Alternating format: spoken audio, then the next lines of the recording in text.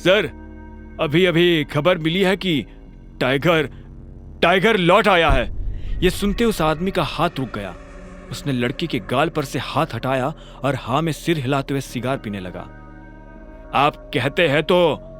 Secretary आगे कुछ कहता, उससे पहले उस आदमी ने कहा, अभी नहीं, अभी अभी तो आया है, थोड़ा उछल कूद करने दो, पर हाँ, इस बार उसे पिंजरे में डालने की गलती नहीं करनी है। सेक्रेटरी ने हाँ में सिर हिलाया और वहां से निकल गया। Who is tiger? बगल में खड़ी उस लड़की ने पूछा। तुमने इन साहब का चेक किससे पूछकर फाड़ा? अभिनव के लिए साहब शब्द प्रणव से सुना नहीं गया। उसने कहा, सर, ये डिलीवरी वाला है, फर्जी चेक लेकर बैंक में आया था। इसे क्या लगा यहाँ हम लॉटरी खोलने बैठे हैं? मैंने इसके चेक की इंफॉर्मेशन कंप्यूटर में चेक की थी, कोई रिलेवेंट डाटा था ही नहीं। सच बोल रहा है? मैनेजर ने पूछा। यह सुन प्रणव को धक्का लगा। अभिनव मन ही मन मुस्कुरा रहा था। प्रणव ने हिचकिचाते हुए कहा, आपसे झूठ क्यों कहने लगा? तुझे पता है ये डिलीवरी बॉय किसका चेक लेकर आया है? अकरम सर का। क्या?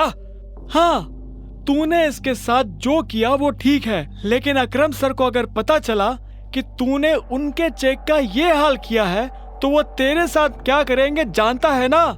मैनेजर ने कहा। अकरम का नाम सुनते ही प्रणव की हालत खराब हो गई थी। इतने में मैनेजर ने कहा, एक काम कर, वो रही टेप और ये रहा चेक, इसका एक एक टुकड़ा जोड़। क्या सर, तुझे नौकरी से निकाल रहा हूं? नहीं सर, मैंने क्या किया?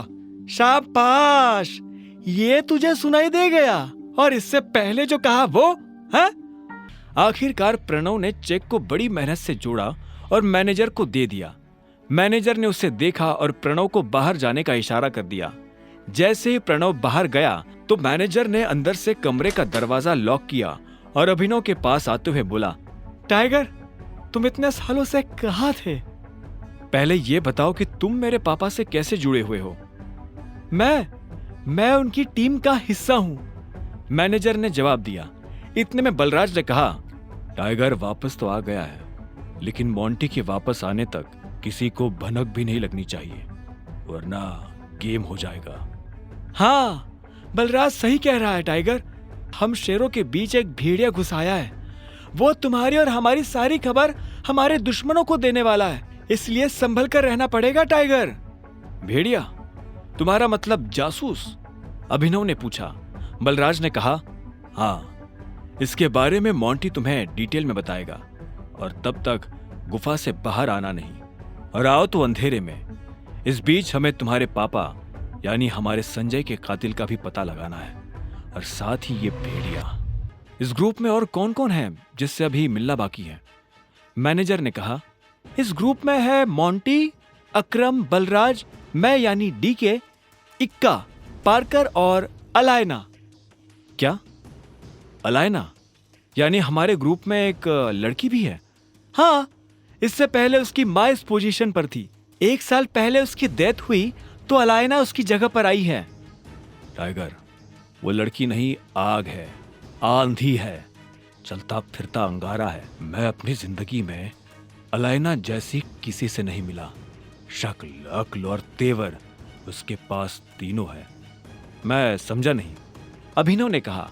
बलराज उसके पास आया और बोला, जिद्दी, उसके आगे मुझे अपनी जिद कुछ नहीं लगती। कहने को ग्रुप में वो बस एक लड़की है, लेकिन उससे पार पाना हम में से किसी भी मर्द के बस की बात नहीं है। यह सुनते ही अभिनव समझ गया था कि बलराज का इशारा किस तरफ है। अलायना को यह मनवाना कि वो टाइगर है अभिनव के लिए भारी होने वाला था। तुम जल्दी से उससे भी मिल लोगे, पर वो तुमसे मिलेगी या नहीं पता नहीं। मुझे नहीं लगता कि टाइगर के लिए उसे मनाना मुश्किल होगा। मैंने जैसा सोचा था यह आदमी वैसा है नहीं। बलराज की यह बात सुन डीके के कान खड़े हो गए। उसने बलराज को देखा और बोला, टाइगर ने तुम्हें रिंग में पटका क्या? यह सुनते ही बलराज जोर से हंसा और उसने हाँ में सिर हिला दिया। उसे देख डीके भी जोर जोर से हंसने लगा। आखिर में डीके ने कहा, तुम्हें कितने पैसों की जरूरत है? मैं दे देता हूं। चेक मैं अकरम के ऑफिस से री इशू करवा लूंगा। मुझे अभी 1 करोड़ रुपए चाहिए, बचे 49 करोड़ मेरे नए अकाउंट में डलवा देना। अभिनव ने कहा और ये सुन डीके उसके लिए पैसे लेने चला गया। उसके जाते ही अभिनव बलराज के पास आया और बोला, एक बात बताओ, ये अलायना के बारे में तुम कुछ जानते हो क्या? आगे की कहानी जानने के लिए देखें अगला एपिसोड सिर्फ पॉकेट एफएम के यूट्यूब चैनल पर, और द रिटर्न ऑफ टाइगर के सारे एपिसोड्स को सुनने के लिए डिस्क्रिप्शन में दी लिंक से डाउनलोड करें पॉकेट एफएम ऐप।